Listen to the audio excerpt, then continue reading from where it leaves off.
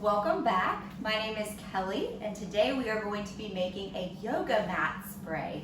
So hopefully you watched last week's Moving Monday video when we did some 4-H yoga and talked a little bit about our mat. And our mat is where we are centered for our yoga practice.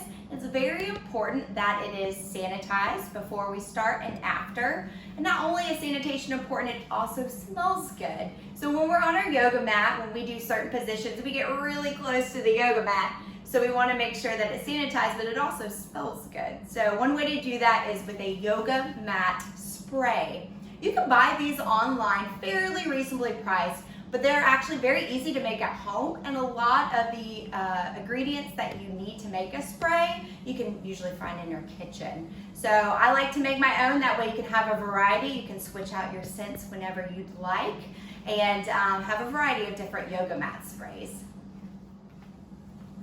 So with our yoga mat spray, it's important that everything that we put in that spray is natural. We don't want any impurities or dyes or anything like that. So it's important that you use these particular items in your yoga mat spray because it will keep that natural.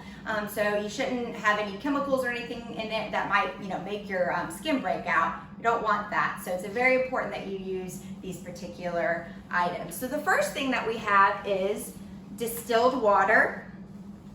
And distilled water is a very purified water. So this is different than spring water or even a bottle that says purified water. Distilled water is actually water that is boiled off into a vapor and condenses back into another container. So any impurities stay in the first container and they are left out of the second container. So this is a very pure form of water. Next, you can decide if you would like white vinegar or witch hazel in your spray. I prefer witch hazel, but both of these are important because they are disinfectants. With vinegar, you might use this in some of your homemade cleaning solutions, so you may be familiar with that. Witch hazel is a natural product, and it's actually an astringent, so you can use this on your face. It's good for bruises. It's also good for minor scratches. It's good to just have around the house.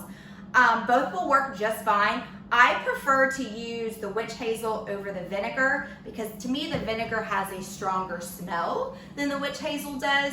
The essential oils we use will counterbalance that a little bit, but I just prefer the witch hazel. And then the last thing that you will need are some essential oils. What's important about these is you want ones that say 100% essential oil, okay? That's super important. When we make our mat spray, you can use all different types of oils. I prefer to use a lavender-based oil in my spray because I find it to be very calming. Right here I have eucalyptus and rosemary, which is a little bit stronger. And eucalyptus and rosemary kind of awakens you. It's good to kind of open up your senses a little bit. And the other one I have is lavender and sandalwood, and this is the one we are going to be using today. And also we're going to use a little bit of tea tree oil. So tea tree oil is special because it does have some antibacterial properties to it as well. So I am going to use a little bit of that tea tree oil. Tea tree oil is very strong though, so I'm going to use a little bit less than I would of my other oil. Now that we have everything, let's begin making our spray.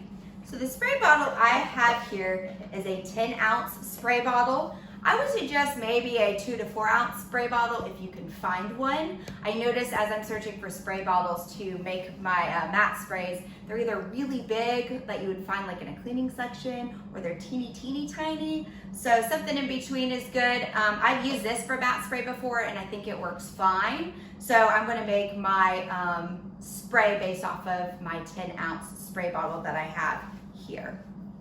The first thing that you're going to want to add is either your vinegar or your witch hazel. And you're going to want, however big your container is, you want 1/4 of it to be either witch hazel or vinegar. So about 1/4 of mine is going to be 2.5 ounces. So I have a measuring cup here. I'm going to measure that out.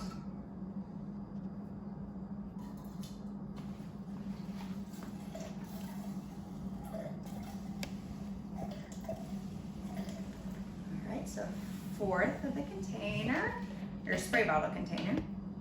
It's nice to have this little spout here because we can just put that right in. Easy peasy, just like that. Next, you can either do the water or the essential oil. I like to actually put the essential oil in first. So if you have a 2 to 4 ounce bottle, a smaller bottle, you're going to want to use about 3 drops total of whatever essential oil you're using. So if you're using 2, you might want to do 2 drops of one and 1 drop of another. I'm going to do about 8 to 9 drops because I have a 10 ounce bottle instead. So I'm actually going to use, let's see, the lavender and cedarwood. And if you smell this, it smells very relaxing. I like it a lot. If you don't have, this is a nice combination one, but if you have lavender and cedarwood, you can actually just use your droplets to mix them in like that. So you could use 1 drop of lavender, 1 drop of cedarwood, and 1 drop of tea tree if that's what you needed. So I'm going to do about 6 drops of this. I want this to be my main scent.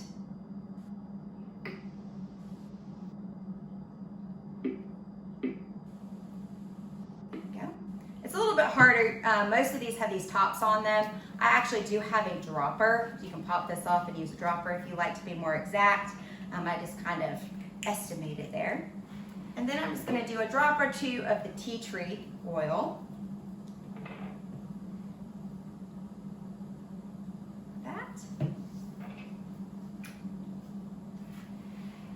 That's strong, I can smell it. And then last, you're just going to fill up the rest of your container with your distilled water. I'm actually going to put this in here so that's a little bit easier to pour in.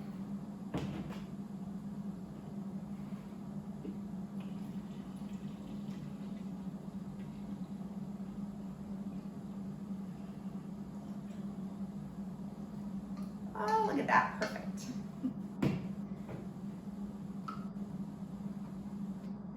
Put the top on like this.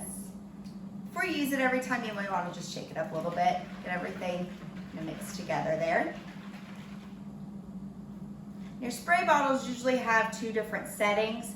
So there's either like a misting spray, or sometimes, let's see if I can get it to do it. There's more like a direct spray like that. You want to use the misting. That's what you'll want to do when you put it on your mat so you don't get big drops of your spray on your mat. But you just mist it and then you go over it with your smaller towel. I get some questions sometimes about where to get essential oils. I know they're a lot more popular now, so a lot of people already have them for their diffusers, or maybe they make roller balls and dilute them and use them for skin, on their skin and things like that. But you can buy them in several different places and they're not terribly expensive. I actually got this kit online at Amazon and it was under $30 and it came with 10 different oils in it. So there's a good variety here and this works really well. You can also get your essential oils at, I've gotten them at Hobby Lobby before. These actually came from Walmart. These are Better Homes and Gardens essential oils. And Walmart is a little tricky because they do have some essential oils down the vitamin aisle and those can work as well. But if you go over by like the diffusers and the candles, they actually have a wider variety of essential oils over there by those products, and that's where I got these. These are Better Homes and Garden, and they have got some good mixtures of essential oils over there as well. And these were about $6 each. These will last you quite a while though. So essential oils, a little bit goes a long way, which is why it's important to measure your drops out. Now, if you have your spray and you don't think it smells strong enough, you can always add a couple more drops of essential oils, but it's a lot harder to take the smell out than to put it back in. So if it's too strong, you're gonna have to start over again with that. But I hope you make your own yoga mat spray at home and use it in your yoga practice. And as we continue our 4-H yoga lessons, you will also use your mat spray during our lessons. And have a good time yogi.